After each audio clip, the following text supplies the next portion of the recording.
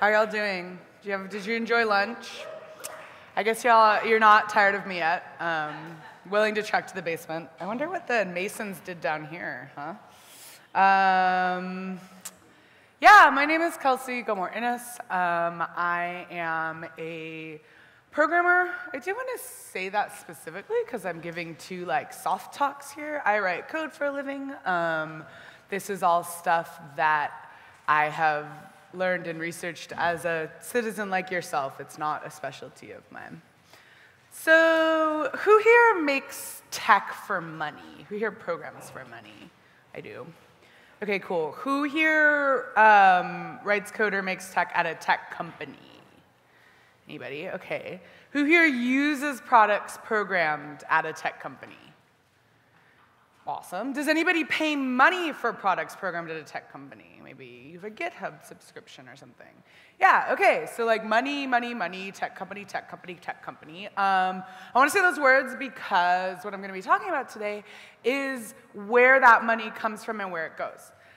So the model today for tech companies to make money in large part is to start small and to solicit investment, large investment from institutional and also just sometimes individual investors. The way that they make money is what we call an exit event, which also sounds like something an asteroid does, but generally that refers to an initial public offering on a stock market or a sale of the company to a bigger company. Both of those things generate a lot of cash. Where that cash goes is the profits are split between shareholders in the company. Sometimes those are employees, early employees, but usually they're mostly those investors who invested early. And the investors have given the people who make the products money in exchange for a fraction of the ownership. And we call early investors venture capitalists, which also sounds like something out of an action movie. I don't know why. Venture, I think, has to do with risk, early risk. But the VCs tend to make a lot of money off of each of these exit events. And our labor as people who make tech at tech companies is going to grow that investment and eventually pay off. I wanted to sort of lay that out because I'm going to be talking a lot about VC money and where it goes, but I do want to be really clear where it comes from, which is that we make products that generate that. So where does that money go? So national politics, there is increasing tech investment in national politics. Obama was a major recipient of tech donation money. Tech companies and tech-interested investors buy lobbyists, as other industries do. They support national candidates. Ro Khanna is a national assemblyman in the South Bay, and there have been millions of dollars poured into his campaigns against Mike Honda. They haven't been successful yet. Tech is still kind of getting the hang of that stuff nationally. Nationally, the priorities, there's four main ones. It's immigration, tax policy, cybersecurity, and net neutrality. Immigration is kind of a third rail in our industry. People don't talk about it, so I'm not going to. No, in all seriousness, I actually would love to see and hear more folks talking about immigration, our immigration system, and the consequences of it. It's not I don't know very much about it, but I'd love to learn more about it, so if anyone wants to point me to anything, let me know. Taxes, tech companies want the same thing as everyone else. They don't want to pay them. Cybersecurity and net neutrality, other people talk about these things and talk about it better than me. So I'm not going to talk about national politics. This is also kind of intentional. I tend to think that smaller scale politics have a much bigger effect on our everyday life. And yes, once again, I'm going to talk about the Bay Area in California. I am biased towards it. It's my hometown, and I care very deeply about it. I have a local bias in general. I really do think that this is where policies are enacted that directly touch our day-to-day lives, and that's what we should be paying the most attention to because our actions can go much farther in that sphere. I think though, even if are y'all from the Bay Area? Let me raise a hand. Who's from outside the Bay Area but still California? Okay, who's from outside of California? Who's from outside of the US? No, like living right now. or working or whatever. Okay, cool, so this is a big mix. I am gonna focus on California and the Bay Area, but I think this should be important to you. A couple reasons why. One is that a lot of the money generated by tech ends back up here because the investors are in California and because the big companies are in California. Another one is that a lot of these models are being exported. So tech hubs around the country, including, I know there's folks from New York here and there's folks from LA, are being built on the Silicon Valley model. And I'm gonna talk specifically about ways that tech investors and tech political actors are building a model that they're then applying to other places. So, talk about state and regional level. What does tech money care about on a state and regional level? So, did those of you not from California get a wind of some of this fuckery is really the only word I have for it. So, Six Californias is a plan to split, it does what it says on the box, to split California into 6 states, small government and all that. And it's just like completely unrealistic and unworkable. It doesn't make any sense. It was put up as a ballot initiative because California allows any weirdo with enough money to pay for signature gatherers to put whatever garbage bullshit they want on our ballot. Direct democracy. So it didn't get enough ballot signatures in 2014, and they've tried again for 2016, and I think it's still in process whether it'll get on the ballot or not. This is Tim Draper. He is a billionaire venture capitalist. He is the son of a billionaire venture capitalist, and he's the grandson of another billionaire venture capitalist. And I believe his son is also a venture capitalist. Meritocracy. So he is the founder of Draper, Fisher, Jurvetson Associates. Some of his investments include Skype, Hotmail, Tesla, Baidu, which is the Chinese search engine, Twitch, which you may have used, also an unaccredited university named after him in San Mateo that offers degrees in entrepreneurship. He is the sole funder of Six Californias, just him. He poured $5 million into it to buy 1.3 million signatures, which is basically going rate. And only 750,000 of those were valid last time around. That's actually a pretty good percentage, which gives you an indication of how messed up this process is. You know, this is kind of like wacky, right? Like tech money in politics, wacky rich guy doing wacky rich guy things. True, accurate. But this is actually not his first attempt at entering politics. In the year 2000, where there happened to be a lot of other wacky, funny money tech stuff floating around, but we don't talk about that anymore. But in the year 2000, on the ballot was Proposition 38, which was placed here by Tim Draper. It proposed to give every student in the state $4,000 each to attend private school with no regulation or constraints whatsoever. It was essentially a proposal to privatize public education, and it would have been at a cost of $3.3 billion to the state of California. Tim spent $23 million on that proposition. His dad threw in another $2.5 million. It was believed to be the largest contribution by an individual to a ballot proposition in California history at the time. This proposal was far to the right of even the most ardent voucher advocates, or school choice is another word for that, which has fallen out of favor but was actually pretty popular at the time. So it was way beyond anything that even the most serious people had proposed. It failed handily, not before their opponents spent another $30 million on it. Again, still kind of within wacky rich guy territory, right? Except that in 2000, he was fresh off a stint on the State Board of Education. So in 1998, with his only qualification being the development of a business simulation game for kids, he was appointed to the State Board of Education by Governor Pete Wilson, who he just so happened to have fundraised for and been a major donor for. The Board of Education in California has quite a bit of power. They set policy, they adopt textbooks and do procurement on large scale. They also evaluate policy and implement evaluations. This is a large amount of power over the state education system, and he was on that board. When Gray Davis, who was a Democrat, replaced Pete Wilson as governor in 1999, Tim Draper was not reappointed. However, this man was. This is Reed Hastings. You likely know him now as the CEO of Netflix.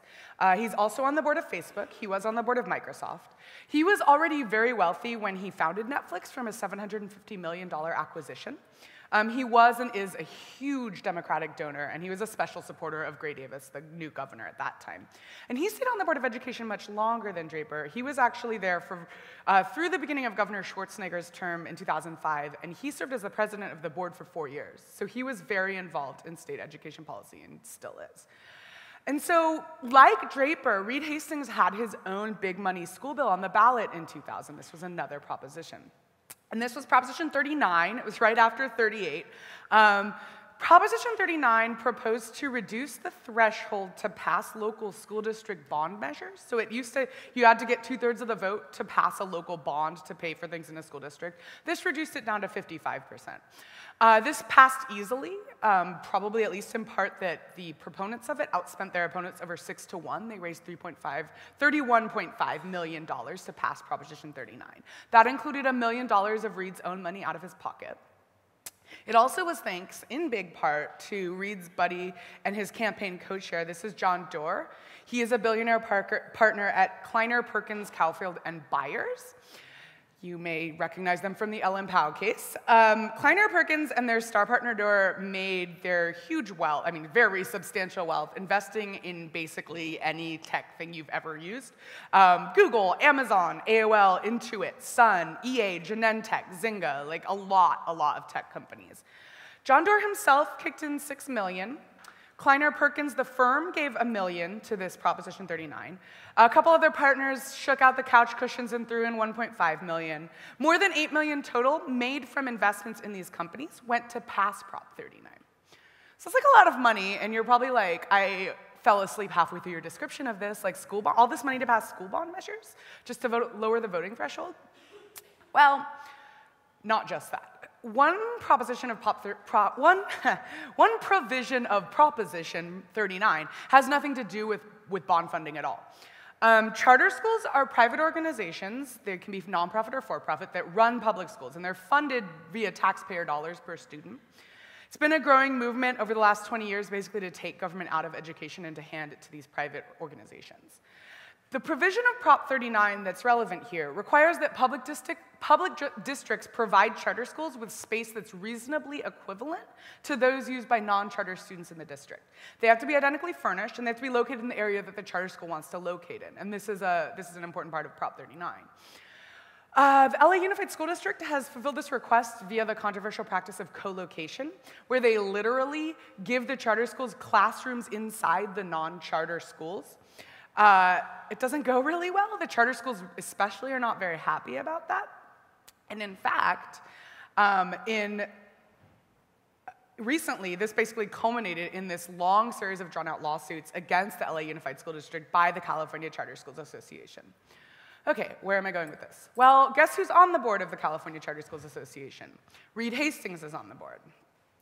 He is also a co-founder of and a major investor in Aspire, which is California's largest charter provider. Aspire's board also includes Steve Merrill, who was a former partner at Benchmark Capital, they're famous for their huge return off their investment in eBay. Their major investors say in New Relic. I last gave this talk in Portland. Sorry, I didn't take all the Portland references out. Also on the board of Aspire is Richard Yanovitz, who is an executive at Sybase and VeriSign before he became a venture capitalist as well. Hastings is also on the board of KIP, which is a massive nationwide charter network, one of the biggest ones. He's joined on that board by the CEO of Viacom and a former director of Bain Capital, who's invested, you probably have heard of them in context of Mitt Romney, but Bain Capital actually has a huge tech investment arm as well. They've invested in Optimizely, Rent the Runway, LinkedIn, a bunch of other ones.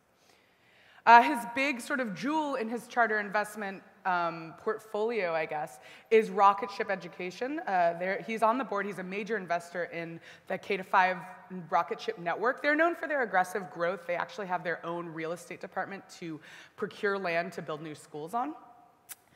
The former CEO of Rocket Ship is a big tech organization and former tech organization. The former CEO of Rocket Ship, John Danner, was a millionaire made rich off the first tech boom. Major investors include the CFO of Skype, Sheryl Sandberg, Arthur Rock, who's a legendary venture investor who invested in Fairchild Semi, Apple, and Intel. Menlo Ventures, who invested in Uber and Warby Parker. Excel Partners, who have been made rich off Etsy and Dropbox. The aforementioned Benchmark Capital. They also invested in Snapchat, Instagram, and Yelp. And then, as mentioned, Kleiner Perkins and John Doerr. All of those folks are in for over $1 million on rocket ship. And it turns out, actually, everywhere you look in the charter school movement, there's tech investment. It's a huge, huge source of, it's a huge, or I guess, recipient of tech wealth. Laureen Powell Jobs, Steve Jobs' widow, after his death, most of her vaunted philanthropy has gone to charter schools through her Emerson Collective Education Fund. Jeff Bezos' family and Paul Allen have put in a lot of money in Washington to develop charter schools. Mark Zuckerberg's billion-dollar donation to New York schools was actually specifically focused on charter schools. Also kind of a clusterfuck. Look that up. So what are they spending this on?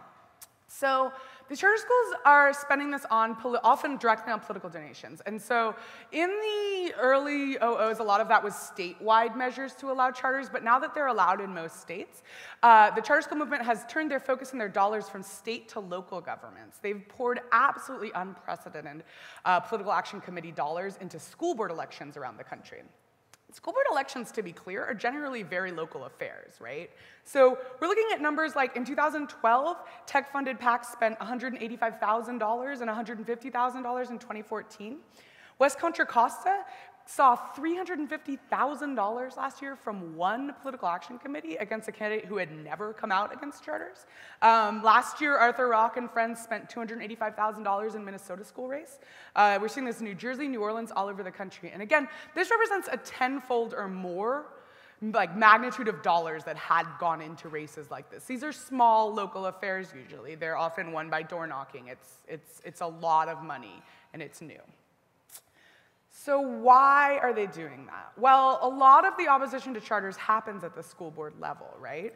And the school district level. And so Reed Hastings has spoken about what is wrong with school districts, basically. He says, what's wrong with school districts? Definitely they're democratically elected school boards. One stated goal of the charter school movement is to shrink school board power. And that's sort of where their opposition to charters happens, so it's a real focus of theirs. Why? Why tech money? Why charters? Why all this money? Well, I think this last quote kind of speaks to that. And what he says is, look, New Orleans famously went all charter a couple years ago. There are no more government-run public schools. The school district still exists in New Orleans, bringing to town more and more charter school networks, sort of like a chamber of commerce would to develop business. I hope it will become a long-term model for great education. And you have to sort of keep asking yourself why. Where did this sudden interest come from? And I think to answer that, you kind of have to follow the money, right? So rocket ship, which is the big tech jewel that I mentioned earlier, has a huge investment in the philosophy of blended learning. And blended learning is classroom time backed up by computer-based instruction.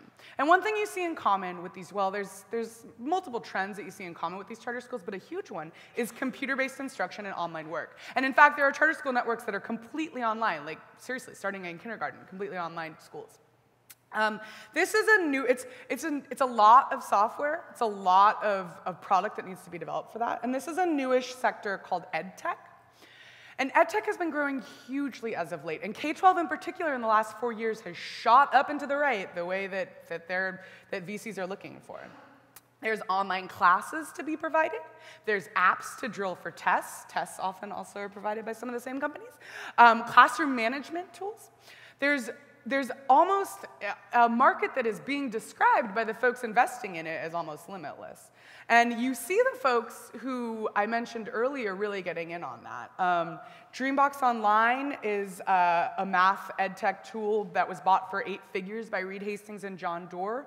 It's used in all rocket ship schools. John Danner, who was the CEO of Rocket Ship, left to develop his own edtech app that's used in rocket ship schools. Scott W. Hamilton, who was the founder of KIPP, which is a major charter network, left there to head a edtech company that's used in those schools. There are VC firms that are only focused now on edtech. They only invest in edtech. There are multiple edtech accelerators, including multiple accelerators that focus only on startups servicing the K-12 market. The size of the K-12 market is projected this year to be over $800 billion with a B. There's a lot of money there. There are some challenges in investing in EdTech. This is a quote from our favorite Twitter egghead, Mark Andreessen, famous for Netscape and for many, many VC investments after that. He works at Andreessen Horowitz. And he says, I wouldn't want to back a business that's selling to public schools or characterized by public financing unions or government-run institutions. Those institutions are incredibly hostile to change. Now, here's the key point. Mark Andreessen does invest in EdTech. And you can take this at face value, where he's not interested in investing in businesses selling to public schools or businesses characterized by public financing, but he is interested in creating this market for those products nonetheless. And one way you might do that is by changing the way public schools as we conceive them exist, so you can change the way they procure things. Another way you might do that is to bypass schools entirely and go directly to parents and students. A huge trend in EdTech lately is behavior management systems, which rely on passive surveillance of students, collecting data about them and processing them to drive actions and interventions. A lot of these products are free. One of the problems, though, is that there are strong regulations about what you can do with student data and what you can't. It's very convenient, though, to have political sway so that you can change those. There's a great piece in Model View Culture that I'll post a link to about surveillance in EdTech specifically that I encourage you to read by Jesse Irwin. So what? What I do want to say about this, just to cut off any conversations, heated conversations, technology in the classroom is not inherently bad. I would probably argue the opposite, right? Like, we live in a wired, connected world. It would be a shame not to take advantage of this. The charter school argument is complex, and I don't dispute that either. I would in no way argue that the over 2 million students and all of the admins and educators who build and work in charter schools are evil or scheming for profit. I think that's way overly simplistic.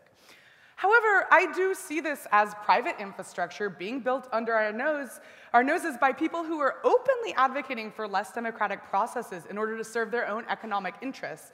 And that bothers me, and I think it should bother you too. Public schooling has long been considered a cornerstone of our democracy. And whether you agree or disagree with what the corporate school reform movement is doing, our ability to have that conversation at all is being usurped by the enormous amounts of money that's being poured into these supposedly local scale conversations about it. It's being usurped also with our own labor and with the money that we're generating as tech employees. And I think that's all the more reason for us to care and for us to pay attention. Another thing that I want to wind up this talk by talking about is that there's something we know about tech and business models. They imitate each other. They copy, right? So from MySpace, you end up with Facebook, Uber and Lyft and Sidecar, Groupon and Living Social. And sometimes they improve on those earlier models. And I want to point out a way to you that I see this happening in another venue and that I think we should all sort of be paying attention to. Does anyone know who this is? No one? Ron Conway, that's right. Ron Conway is, Ron, you were not gonna get through 40 minutes from me about politics without me talking about Ron Conway. So Ron Conway is like an enormously prolific angel investor. Like, you have almost certainly interacted with a Ron Conway product today. He made early investments in Airbnb, in Google, in PayPal, in Twitter, in Zynga, in Facebook, BuzzFeed, Reddit, Pinterest, Mint, Square, and over 650 other tech companies. I mean it, prolific. And he is wealthier than God and the devil combined in a mutual fund. It's out of control. This is probably Ron Conway's most impressive investment, or you could say purchase to date, the city and entire political apparatus of San Francisco. This is no exaggeration, really. In 2011, he negotiated what is referred to often as the Twitter tax break for his portfolio companies, Twitter and Zynga. He decided he liked that so much he'd buy more. He spent $600,000 getting Mayor Ed Lee elected and looks like re-elected without opposition because Ron Conway is too scary to go up against. He's bought 5, 6, or 7, depending on how you're counting, of our board of supervisors. And, he's done that in order to enact laws favorable to the companies he invests in. And again, this is not me being a tinfoil hat. All of this is stuff you can read about, and you should. He recently so blatantly brought a short-term rental law for his portfolio company, Airbnb, that competitors to Airbnb are suing the city because they were cut out of the deal. That's how blatant this is.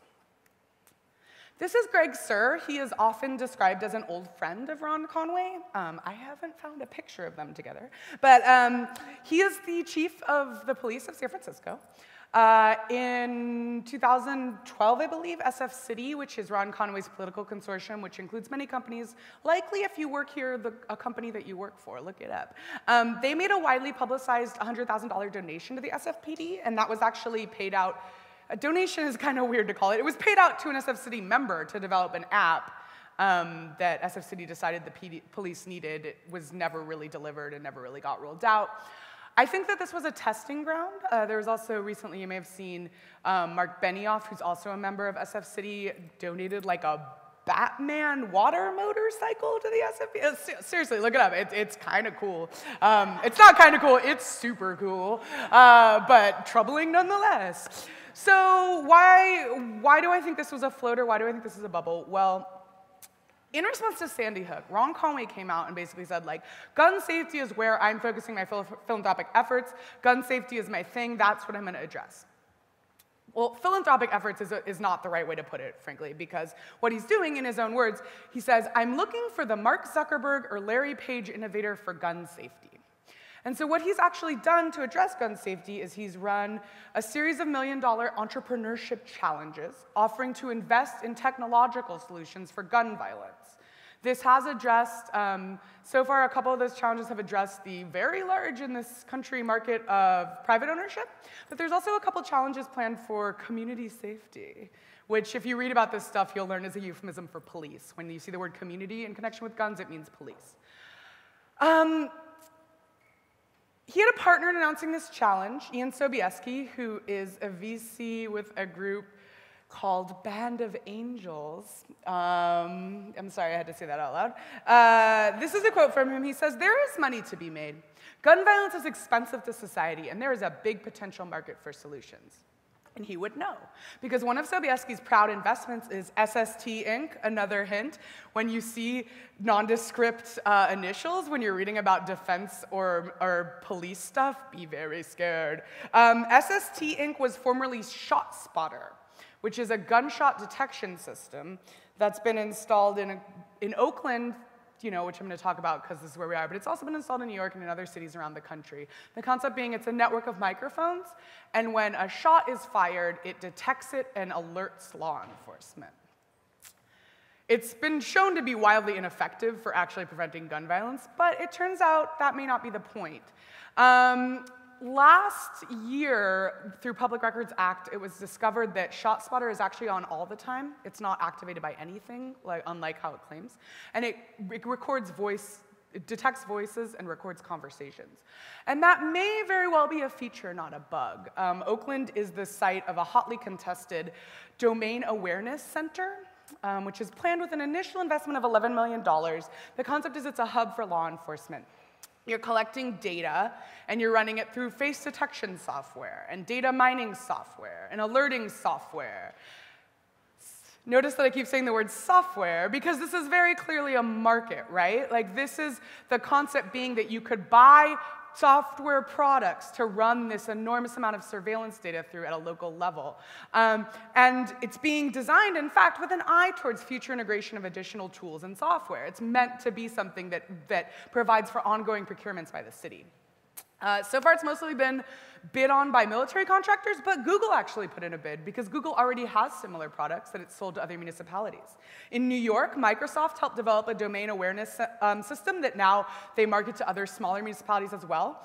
It's called Automated Workspace for the Analysis of Real-Time Events, Microsoft Aware, just in case you ever doubted anything you read in an Orwell book. This is a market that exists. It's growing. And in some ways, I was surprised and kind of shocked to learn this, but if I think about it, there's really kind of a billion-dollar unicorn in the room here, right? Which is that Palantir, which is rarely listed when we do this sort of like incantation of Silicon Valley successes. Palantir is one of those billion-dollar unicorns that's done very, very well. Palantir was founded by ex-PayPal mafia, that's what they call themselves, many of whom are now VCs, including Peter Thiel.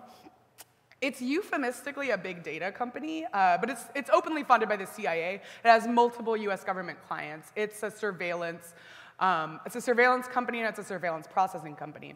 And like any sort of market where you have a big entrenched sort of ruler, you start to see folks sprouting up, can you tell what's about to come out of my mouth, to disrupt that market. And indeed, we've seen multiple smaller startups. If you go on AngelList, I think there's like about 90 startups listed in the policing category right now, as of the last time I checked, which was like last month. One of the big ones is predictive policing is a big trend. That's also, again, that's what they call it.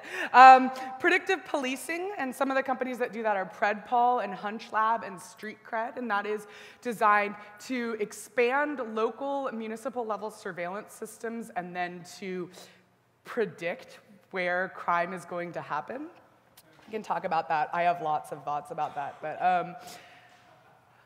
I bring this up because this is obviously a hot topic right now. And one of the big calls, and rightful and worthy calls of the police reform movement, right, has been for body cameras. This isn't, like the charter school thing, this isn't an argument for or against body cameras. But I do think it's very worth following the money when we look at things like body cameras. So body cameras, the main provider of body cameras and police cameras in the US is Taser. They, the same folks that make the giant air quotes non-lethal weapons. Taser sells cameras. They're very excited about this new move to get body cameras. Their stock has been going through the roof because of the sudden interest in body cameras. Central to Taser's plan for profitability is not actually the cameras themselves. The cameras themselves don't cost very much money in this scheme of government contracts. But instead, their cloud-based evidence strategy is central to that company's plan for profitability. And cloud offerings increasingly have been the cash cow for companies selling to police departments. And lest you think, again, this is something I'm being tinfoil hat about, Heidi Partovi, who is the director of Code.org and worked in high-level positions at Microsoft and MySpace, is on the board of Taser, as is Brett Taylor, who worked on Google Maps and was the CTO of Facebook. This is a tech company now, and it's something that we should think of as a tech company. The timing of Taser contracts are interesting as well. These contracts have been being worked on for a while, and we're starting to come out and see the process behind getting those contracts in place.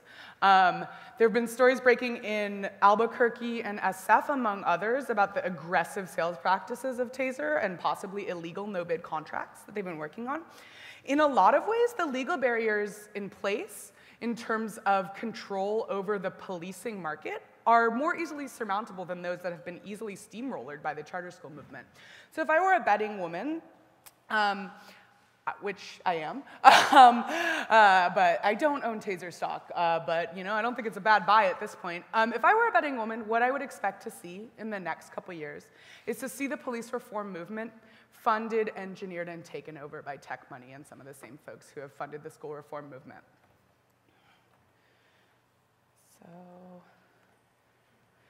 Okay, so what am I getting at with this? Well, are you scared? I hope I don't know. I'm scared by this. I don't have a ton of encouraging words here. I find this frankly quite terrifying. I do think that we have a special burden here as tech workers to pay attention to this and to think about our role in it. We all make trade-offs to pay the bills. I'm not really intending to guilt anyone out. And this does happen in lots of industries, right? All over the place. But I think that we seem especially committed to denying the downsides of the tech economy that we live off of. And to me, it's very common to encounter engineers who seem to think that politics is too messy or beneath them, right? I did a talk where I did all Jenny Holzer slides, and Jenny Holzer is a text-based artist, and she has these truisms that she projects in unusual places. And one of the ones that keeps running through my head lately when I see people, how they talk about tech and how they think about tech, is that abstraction is a decadence, right? In some ways, we've buried ourselves in the technical details, and we're neglecting the real-world impacts.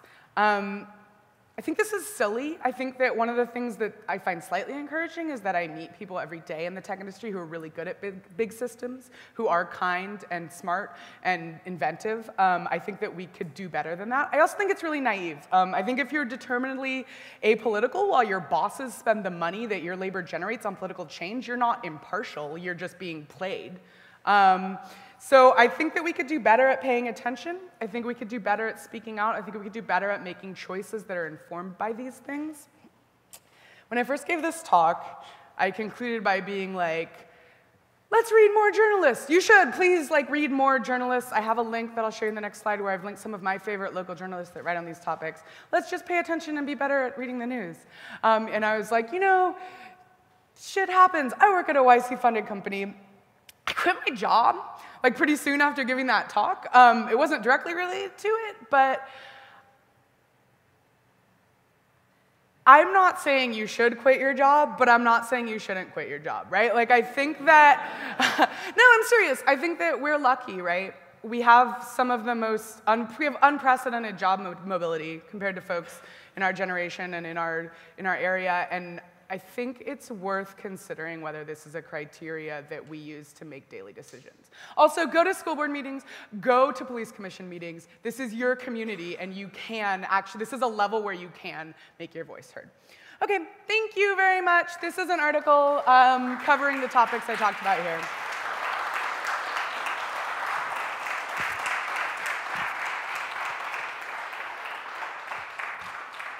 I guess we could do Q&A. Do we have time? Do we have interest in that?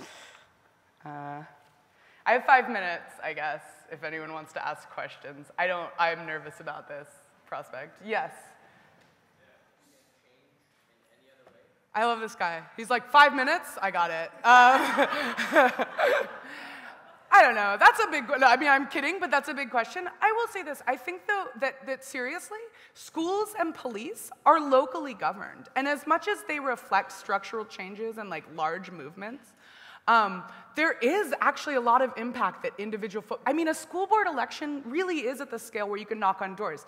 Not all of those elections I mentioned did the big money always win. And when I look at the taser stuff, actually SF, for over 10 years, police and SF don't carry tasers.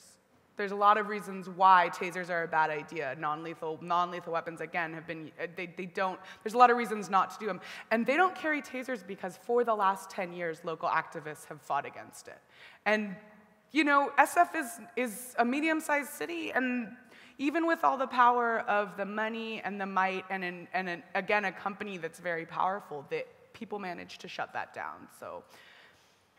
I'd like to think so. Obviously, money in politics is a big thing. It's scary, and I don't have an answer to it. But I think at this scale, there are some things we could do. Yeah. Yeah, I didn't talk about this much this time, but I've given this talk before. Basically, I just think I love the work that's been doing to widen the pipeline, bring more people in, diversify tech, but we can't do that with one hand and be ruining communities of color and poor communities with the other. I think they're hand in hand, basically. That would be my answer. Is that satisfying? You look unsatisfied. Yeah, I mean, I think that's basically all I'm saying is, again, I think we have to look at a holistic view of our communities and economy. Yeah, over here. You go for it. Get him. No. I think that that's a false dichotomy, and I think that's part of the problem, that we consider local community problems and people in tech problems to be different. We're people in communities, and we're doing a shit job of that.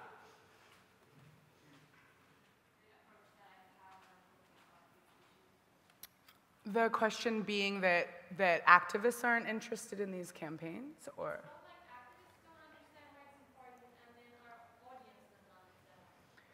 Yeah, I don't know. I mean, I hope that just seeing some of the connections drawn helps. I don't necessarily have a good answer to that.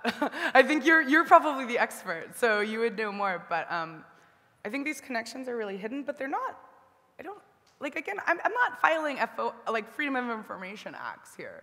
I'm someone who's reading articles written by journalists, and I think that when you start to see the connections of web. There's this woman, Audrey Waters, who I link in this piece, and I love her, and she's a big thorn in the side of Edtech, and one of her, I think of it as her catchphrase, which is, what's the business plan? And it's something that we don't ask enough. How is this making money? Because if you're proposing to change the world, we need to know how you intend to extract capital. So, yeah. A lot of depressing answers. I think that's all the time I have, but I'm around and happy to talk it out with folks, so.